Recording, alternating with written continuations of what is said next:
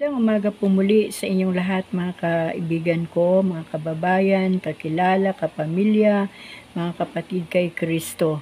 Sa oras pong ito ay ipagpapatuloy ko naman po ang ating Bible reading na ginagawa po natin bawat araw at tapos na po natin ang Genesis chapter 1 hanggang 19.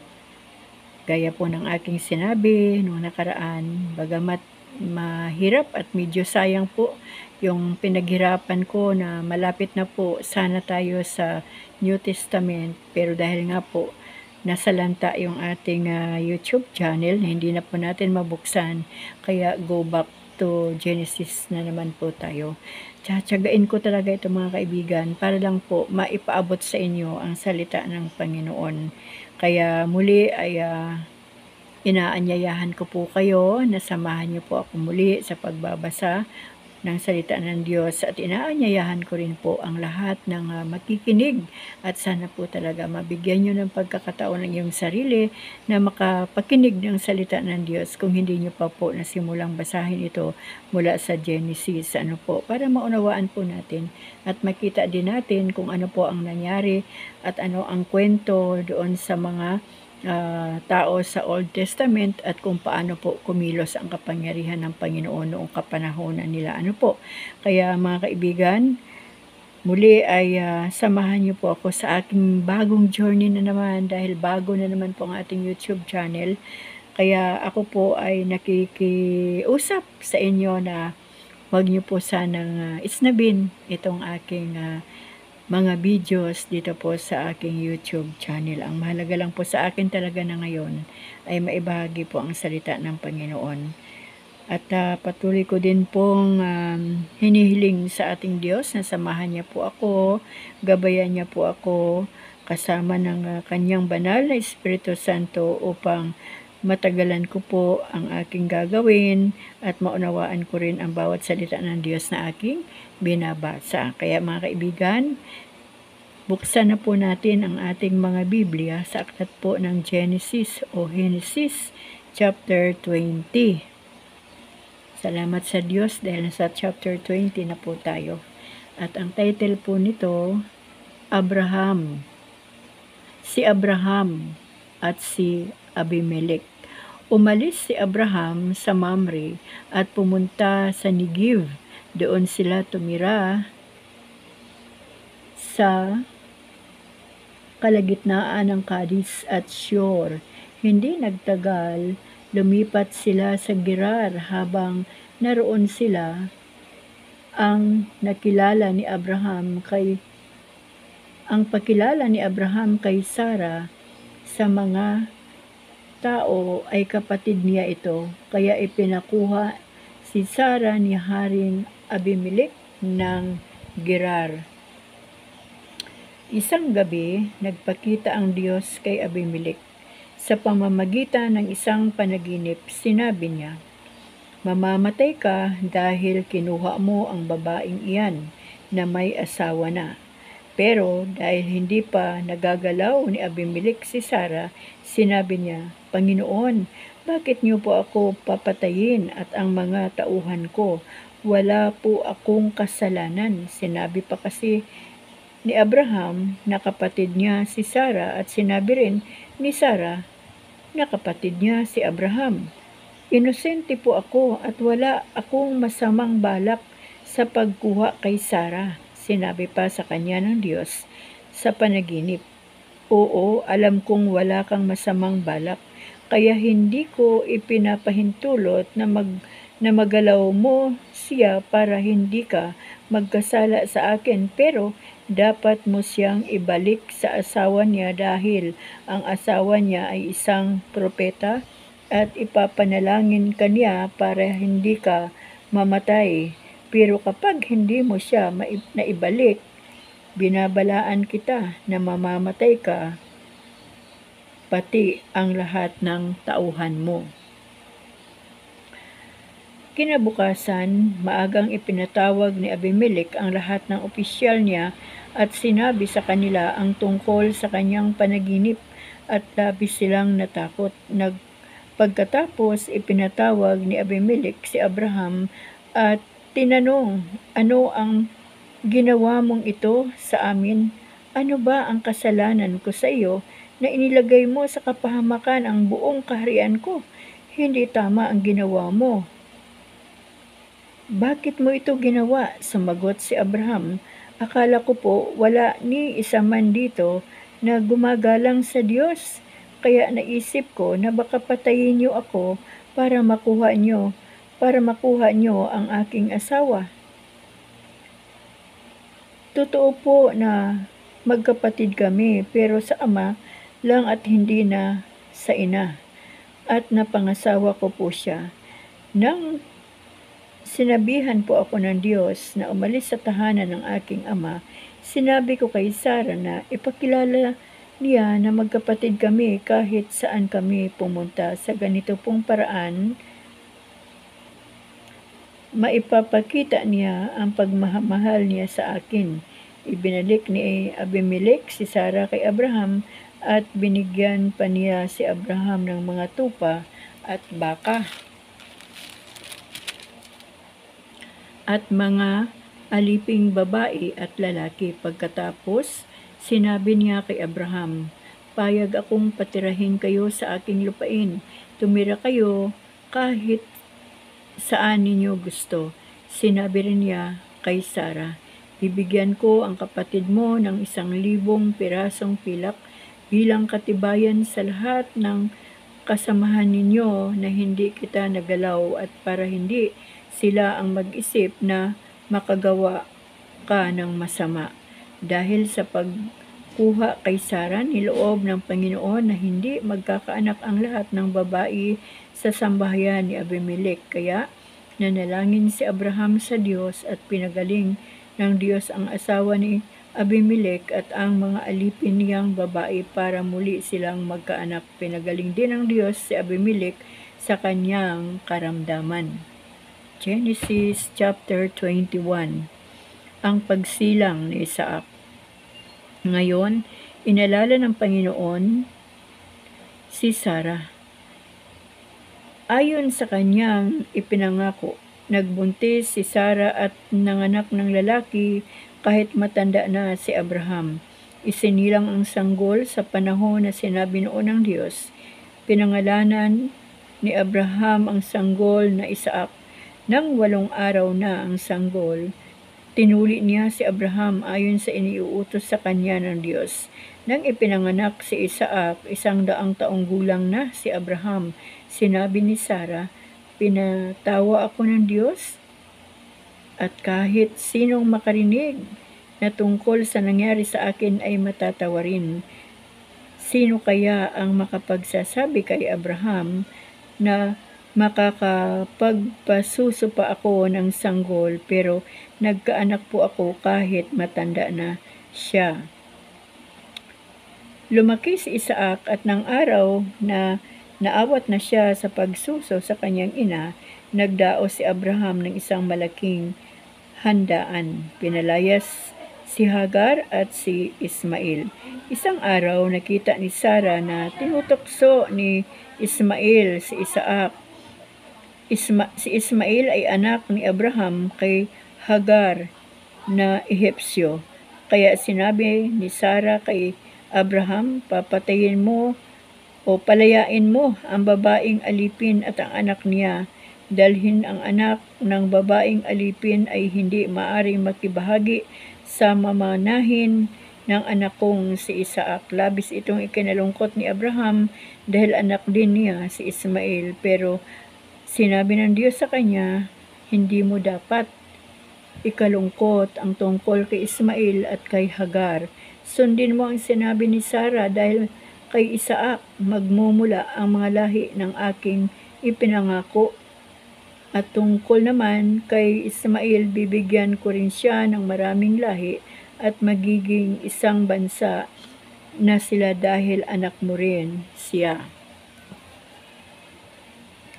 Kinabukasan, maagang kumuha si Abraham ng pagkain at tubig na nakalagay sa sisidlang balat at inilagay niya ito sa balikat ni Hagar. Pagkatapos, umalis si Hagar kasama ang kanyang anak. Naglakbay sila sa ilang ng Beersheba na hindi alam kung saan sila pupunta. Nung naubos na ang kanilang tubig, iniwan niya ang anak niya sa ilalim ng isa sa mga mabababang punong kahoy at lumakad siya na may layong mga 100 metro mula sa kanyang anak. Doon siya umupo at umiiyak na nagsabi sa kanyang sarili, "Hindi ko matitiis na pagmasdan ang kamatayan ng anak ko." Ngayon, narinig ng Diyos ang iyak ng bata. Kaya sinabi ng anghel ng Diyos kay Hagar, "Mula roon sa langit, ano ang gumugulo sa iyo, Hagar? Huwag kang matakot, narinig ng Diyos ang iyak ng anak mo. Tumayo ka at ibangon mo ang bata dahil gagawin kong malaking bansa ang kanyang mga lahi." Pagkatapos may ipinakita ang Diyos sa kanya na isang balon. Pumunta siya roon at nilagyan ng tubig ang sisidlan niya. Pagkatapos pinainom niya ang kanyang anak. Hindi pinabayaan ng Diyos si Ismael hanggang lumaki ito. Doon siya tumira sa ilang ng Paran at naging isa siyang mahusay na mamamana. Yan. Dumating ang panahon na pinag-asawa siya ng kanyang ina sa isang Ehipsyo. Ang kasunduan ni Abraham at Abimelech. Nang panahong iyon, pumunta si Abimelech kay Abraham kasama ang commander ng mga sundalo niya na si Pikol. Sinabi ni Abimelech kay Abraham, tinutulungan ka talaga ng Diyos sa lahat ng ginagawa mo. Kaya mangako ka rito sa pangalan ng Diyos na hindi mo ako pagtataksilan, pati na ang aking mga lahi. Ipakita mo ang kabutihan mo sa akin at sa lugar na ito na tinitirhan mo ngayon, tulad din ng ipinakita akong kabutihan sa iyo. Sumagot si Abraham, "Isinusumpa ko." Pero dumaing si Abraham kay Abimelech tungkol sa balon na inagaw ng mga alipin niya at sinabi ni Abimelech, "Hindi ko alam kung sino ang gumawa niyan. Hindi mo naman ako sinabihan at ngayon ko lang nalaman yon."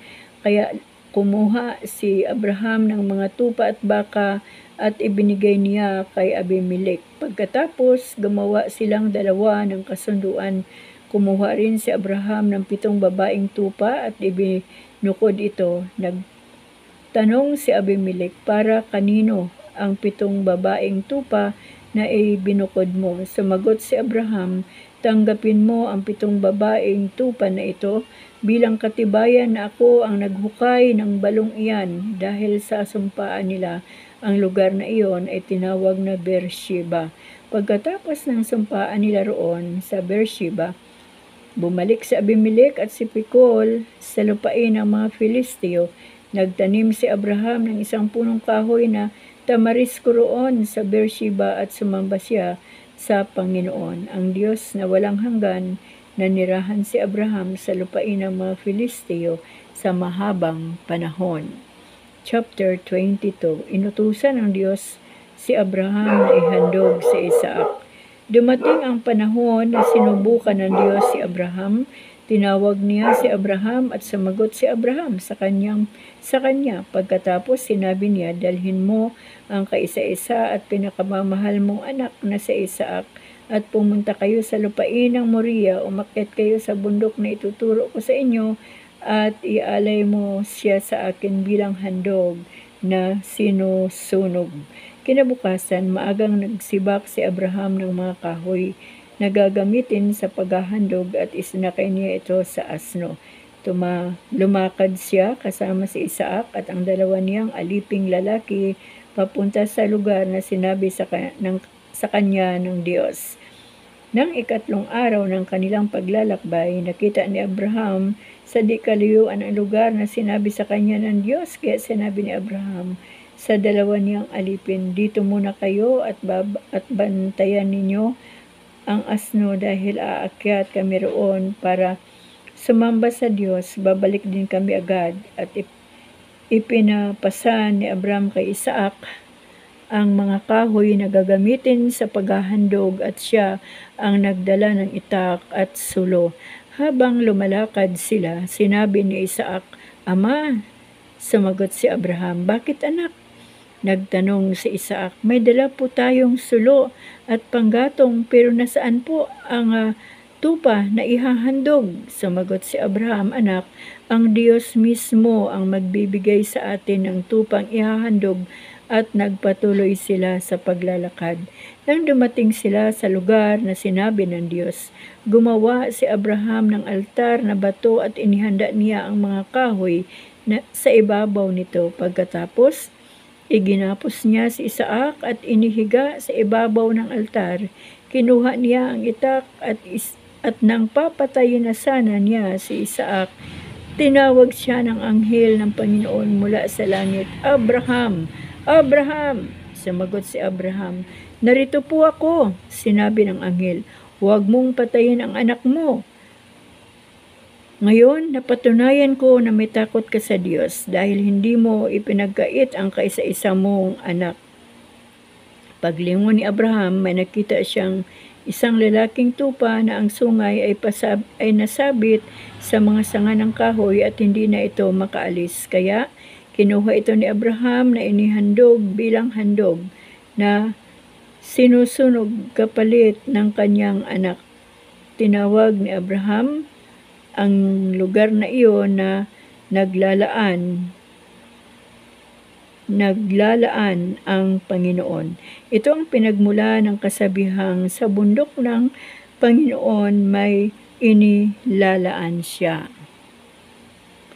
Muling tinawag ng anghel ng Panginoon si Abraham mula sa langit. Sinabi niya, ito ang sinasabi ng Panginoon, "Sumusumpa ako sa sarili ko na pagpapalain kita ng lubos dahil hindi mo ipinagkait sa akin ang kaisa-isa mong anak. Bibigyan kita ng mga lahi na kasindami ng mga bituin sa langit at ng buhangin na sa dalampasigan. Sasakupin nila ang mga lungsod ng kanilang mga kaaway at sa pamamagitan ng iyong mga lahi, pagpapalain ko ang lahat ng bansa sa mundo dahil sumunod ka sa akin." Pagkatapos nito, binalikan nila Abraham at Isaac ang kanilang mga alipin at bumalik sila sa Beersheba at doon na nanirahan ang mga lahi ni Nahor. Pagkalipas ng ilang panahon, nabalitaan ni Abraham na ang kapatid niyang si Nahor ay may mga anak kay Milka. Si Uz, ang panganay na sumunod, si Buz, Kemuel, ang ama ni Aram, Kised, Haso, Pildas, Jedeaf, at Betuel. Silang 8 ay ang mga anak ni Nahor kay Milka. Si Betuel ang ama ni Rebeka. May mga anak din si Nahor sa isa pa niyang asawa na si Reuma. Sila'y sina Tiba, Gaham, Tahas at Maaka. Chapter 23. Namatay si Sara at bumili si Abraham ng paglilibingan.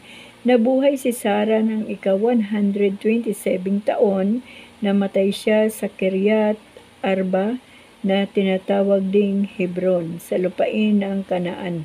Labis ang paghihinagpis ni Abraham sa pagkamatay ni Sara. Ngayon, iniwan mo na si Abraham, ang bangkay ng asawa niya ay nakipagkita siya sa mga Hiteo at sinabi sa kanila, "Nakatira ako rito sa lupa ninyo bilang isang dayuhan, kaya kung maari ay pagbilhan din ninyo ako ng lupa na maari kong paglibingan ng asawa ko."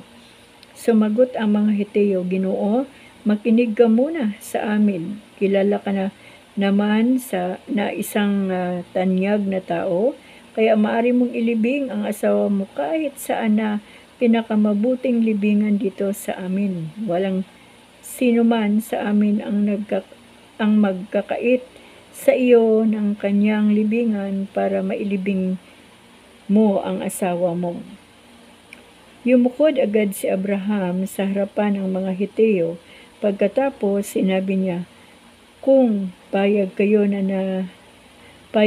narito ko ilibing ang asawa ko, tulungan niyo ako sa nakausapin si Efron na anak ni Suhar, na ibinta niya sa akin ang kuweba niya na nasa tabi ng bukirin niya sa Makpela. Sabihin ninyo sa kanya na babayaran ko siya sa tamang halaga nito mismo sa harapan ninyo para maging akin ito at gawing libingan. Naroon pala si Efron na nakaupo kasama ng kanyang mga kababayan niyang Heteo. Kaya sumagot siya kay Abraham na narinig ng lahat ng Heteo na nagtitipon doon sa pintuan ng lungsod.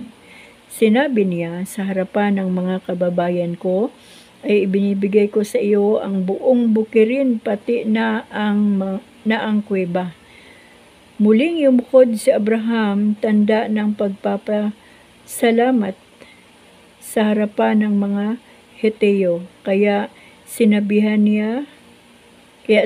niya kay Efron na naririnig ng lahat,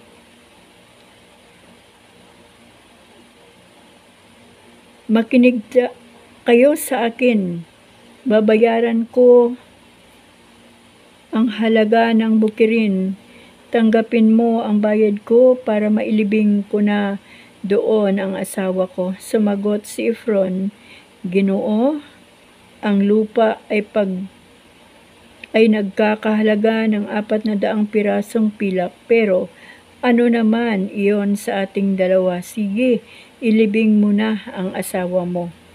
Pumayag si Abraham sa hulugang sinabi ni Efron, kaya nagkilo siya ng 400 pirasong pilak ayon sa bigat na pinagkabasihan noon ng mga ngalakal, at ibinayad niya ito kay Efron sa harap ng mga Heteo. Kaya naging pag-aari ni Abraham ang bukid ni Efron sa Makpela sa silangan ng Mamre, pati na ang kuweba at ang mga punong kahoy sa paligid ng bukid. Saksi ang lahat ng Heteo na nagtipon doon sa pintuan ng lungsod. Inilibing agad ni Abraham si Sarah sa kuweba na nasa bukirin ng Makpela, na sakop ng lupain ng Kanaan. Ang Makpela ay malapit sa Mamre na siyang Hebron, kaya ang bukid pati ang kuweba na dating pagmamay-ari ng mga Heteo ay naging kay Abraham at ginawa niya itong libingan. Chapter 24. Asawa para kay Isaac. Matandang-matanda na si Abraham at pinagpala siya ng Panginoon sa lahat ng bagay. Isang araw, kinausap niya ang tagapamahalang alipin niya na nag-aasikaso sa lahat ng ari-arian niya. Ilagay mo ang kamay mo sa pagitan ng dalawang hita ko at sumumpa ka sa akin sa pangalan Panginoon, ang Diyos ng kalangitan at ng lupa, na hindi ka pipili ng taga rito sa Kanaan na kasama nating naninirahan dito para mapangasawa ng anak kong si Isaac. Pumunta ka sa lugar na pinanggalingan ko at doon ka pumili ng babaeng mapapangasawa ng anak kong si Isaac na mula sa mga kamag-anak ko. Pero nagtanong ang alipin, paano po kung ayaw sumama ng babae sa lugar na ito? Dadalhin ko na lang dadalhin ko na lang po ba si Isaac doon? Sumagot si Abraham, huwag mong dalhin si Isaac doon. Dinala ako rito ng Panginoon, ang Diyos ng kalangitan, mula sa sambahayan ng aking ama, sa lugar kung saan ako isinilang at sumumpa siya na ibibigay niya ang lupaing ito ng Kanaan sa mga lahi ko.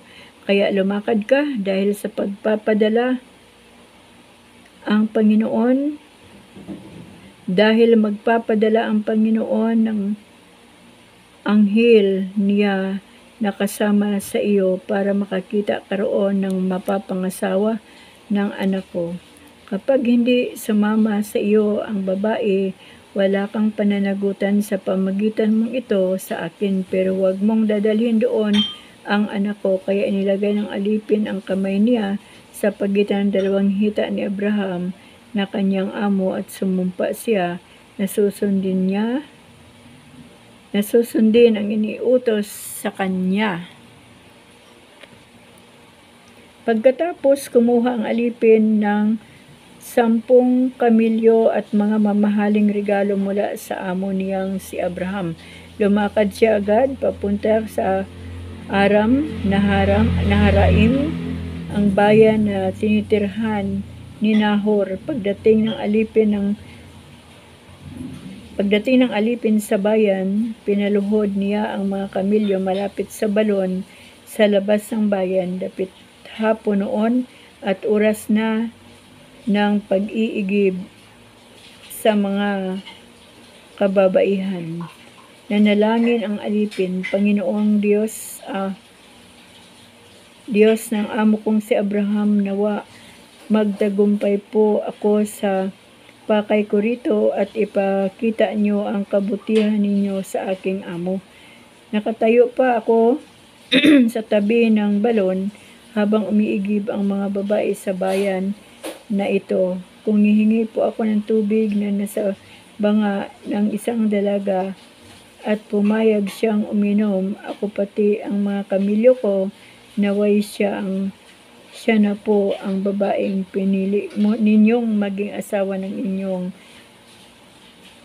lingkod ninyong si Isaac. Sa ganito ko po malalaman ang nagpapakita nyo ng inyong kabutihan sa amo kong si Abraham. Hindi pa siya natatapos sa pananalangin, dumating si Rebecca na may pasan-pasan na bunga sa balikat niya. Si Rebecca ay anak ni Betuel, na mga anak ni Nahor at Milka. Si Nahor ay kapatid ni Abraham. Magandang dalaga si Rebecca at birhen pa. Bumaba siya papunta sa balon at nilagyan niya ng tubig ang kanyang banga. Pagkatapos, umakyat siya para umuwi. Nagmamadali ang alipin sa pagsalubong sa kanya at sinabi, Pwede mo ba akong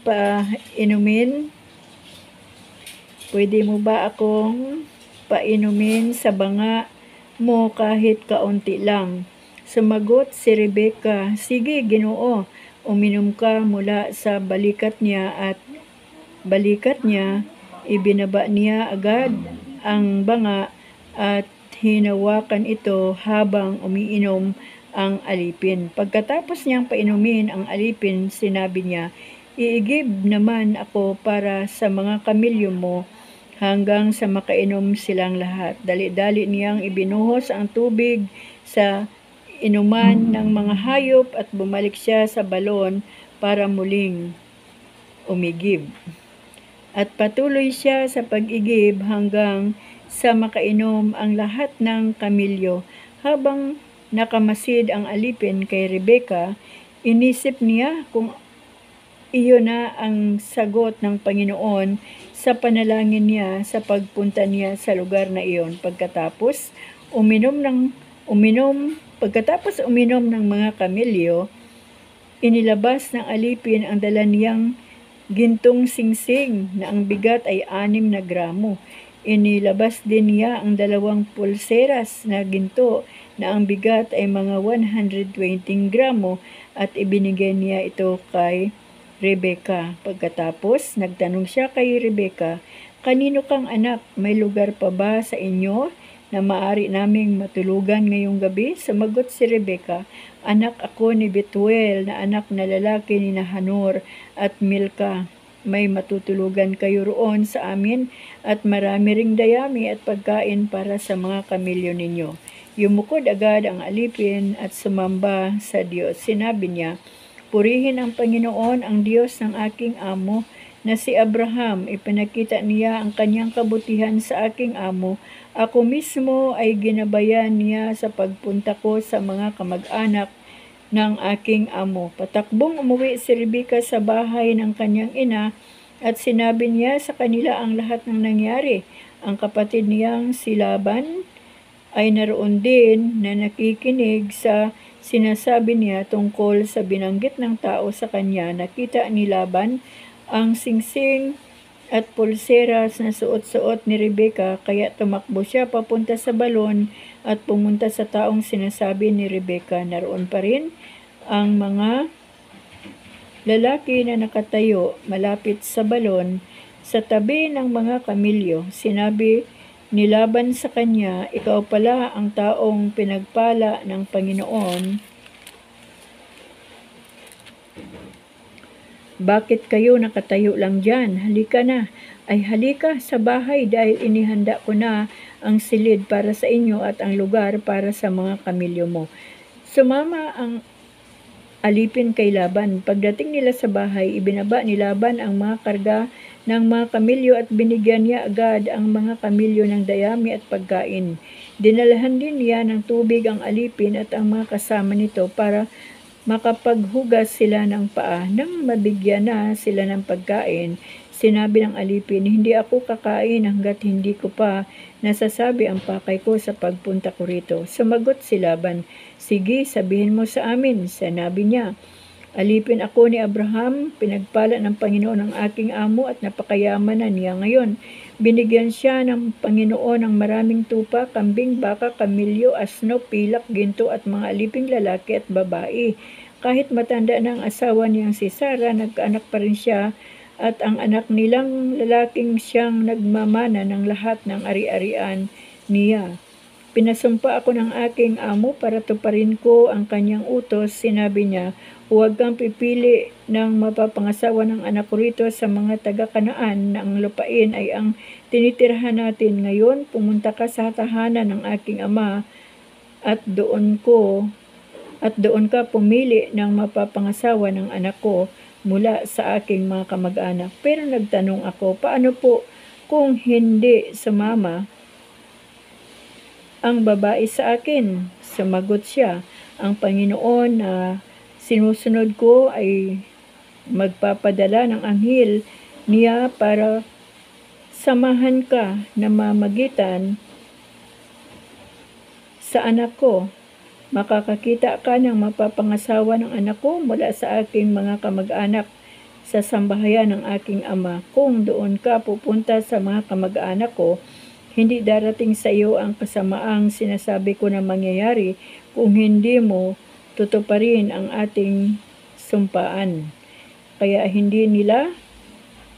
kahit hindi nila pasamahin ang babae sa iyo."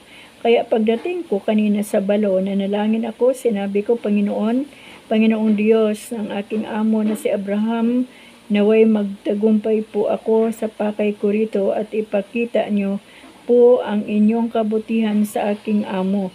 Ngayon po, nakatayo ako rito sa tabi ng balon. Kung may darating po na dalagang iigib ng tubig, hihingi ako ng kaunting tubig sa kanyang banga. Kung papayag po siya na painumin ako pati ang mga kamilyo ko, naway siya na po ang babaeng pinili nyo na maging asawa ng anak ng aking amo." Hindi pa nga ako natatapos sa aking panalangin, dumating si Rebecca na may pasan-pasan na banga sa kanyang balikat. Bumaba siya, pupunta sa balon at umigib. Sinabi ko sa kanya, "Pwede mo ba akong painumin?" Ibinaba niya agad ang banga mula sa kanyang balikat at sinabi, "Sige, uminom ka at painumin ko rin ang mga kamilyo mo." Kaya uminom ako at pinainom din niya ang mga kamilyo ko. Pagkatapos tinanong ko siya kung kanino siyang anak. Sumagot siya kay Betuel na anak na lalaki ni Nahor at Milka, at nilagyan ko ng singsing ang ilong niya at sinuotan ng mga pulseras ang kanyang braso. Yumukod ako agad at sumamba sa Panginoon. Nagpuri ako sa Panginoon, ang Diyos ng amo kong si Abraham. Siya ang gumagabay sa akin sa tamang lugar kung saan nakita ako ang anak ng kamag-anak ng aking amo para maging asawa ng kanyang anak. Ngayon, gusto kong malaman kung ibibigay niyo na maging asawa ni Isaac si Rebecca bilang pagpapakita ng kabutihan niyo sa aking amo. Sabihin niyo na po agad para malaman ko rin kung ano ang gagawin ko. Sumagot sina Laban at Betuel, dahil ito ay kalooban ng Panginoon, wala na kaming masasabi. Narito si Rebecca, isama mo siya sa iyong pag-uwi para maging asawa ng anak ng iyong amo ayon sa sinabi ng Panginoon. Pagkarinig noon ng alipin, yumukod siya at sumamba sa Diyos. Inilabas niya agad ang dala niyang mga bagay na gawa sa pilak at ginto, mga damit, at ibinigay kay Rebecca. Binigyan din niya ng mamahaling regalo ang kapatid at ang ina ni Rebecca. Pagkatapos kumain ang alipin at ang mga kasama niya doon, sila natulog ng gabing iyon. Pagising nila, kinaumagahan, sinabi ng alipin, "Uuwi na ako sa amo ko." Pero sumagot ang kapatid at ang ina ni Rebecca, "Panatilihin niyo muna rito si Rebecca sa amin. Kahit 10 araw pagkatapos ay makakaalis na kayo." Pero sinabi ng alipin, "Huwag niyo naman akong pagtagalin dito. Namagitan na ang Panginoon sa pakay ko sa pagpunta rito, kaya pabalikin niyo na ako sa amo ko." Sumagot sila, "Tawagin muna natin si Rebecca at tanungin kung ano ang pasya niya."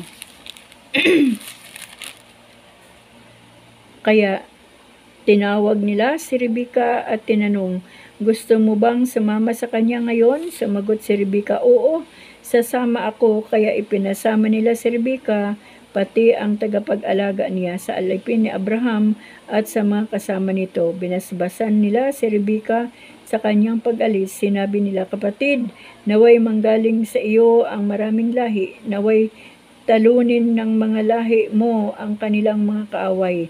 Nang handa na ang lahat, sumakay si Rebecca at ang mga aliping babae niya sa mga kamilyo at sumunod sila sa alipin ni Abraham. Ngayon, si Isaac ay nakatira sa Negev at kararating lang galing sa Ber Lahai Roi. Isang araw nang magtatakip silim na, lumabas si Isaac at naglakad-lakad sa kanilang bukirin. May nakita siyang mga kamilyo na papalapit. Nang makita ni Rebecca sa Isaac, bumaba siya sa kanyang kamilyo at nagtanong sa alipin, "Abraham, sino ang taong iyon na naglalakad sa papalapit sa atin?" Sumagot ang alipin, "Siya ang aking amo na si Isaac." Kaya tinakpan ni Rebecca ang kanyang mukha ng belo. Sinabi ng alipin kay Isaac ang lahat ng ginawa niya.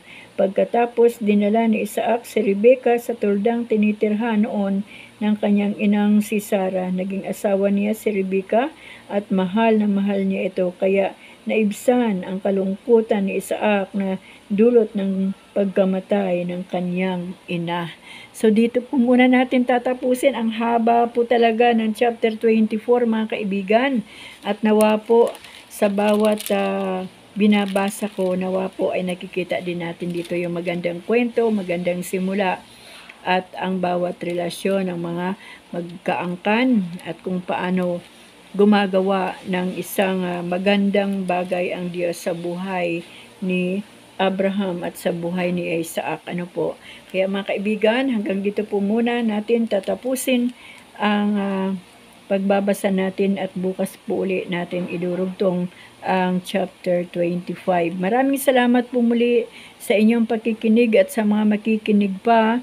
Maraming salamat sa ating Panginoon sa kanyang gabay at patnubay sa atin. Patuloy po tayong pagpalain ng ating Diyos at ingatan po ang ating mga buhay, ganun din po ang ating mga mahal sa buhay. Sa pangalan po ng ating Panginoong Hesus. Amen.